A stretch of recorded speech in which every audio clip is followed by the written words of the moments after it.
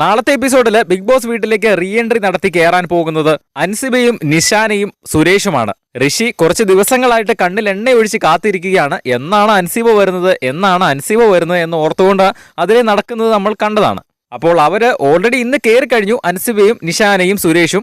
അപ്പോൾ നമുക്ക് നാളത്തെ ലൈവിലൂടെ അത് കാണാൻ കഴിയും. നാളെ ലൈവില് അവർ കയറുന്ന ഉടൻ തന്നെ നമ്മുടെ ചാനലിലൂടെ അത് അപ്ഡേറ്റ് ചെയ്യുന്നതായിരിക്കും.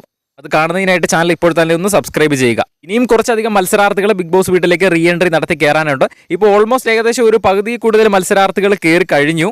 ഇനിയും സായിയൊക്കെ തിരിച്ചു വരാനുണ്ട്. അവർ അടുത്ത ദിവസം വരുമെന്ന് നമുക്ക് പ്രതീക്ഷിക്കാം. എന്തായാലും ബിഗ് ബോസ് വീട്ടിലേക്ക് നാളെ കയറിയിരിക്കുന്നത് നിഷാനയും സുരേഷും അൻസിബയുമാണ്. ഋഷിക്ക് ഒരു വമ്പൻ സർപ്രൈസ് തന്നെ അൻസിബ കൊടുക്കാൻ സാധ്യതയുണ്ട്. ഈ എവിക്ഷൻ നടക്കുന്ന സമയത്തൊക്കെ ഈ ഒരു കോംബോനെ വെച്ചല്ലേ അവർ എവിക്ട് ചെയ്യപ്പെടുന്നത്.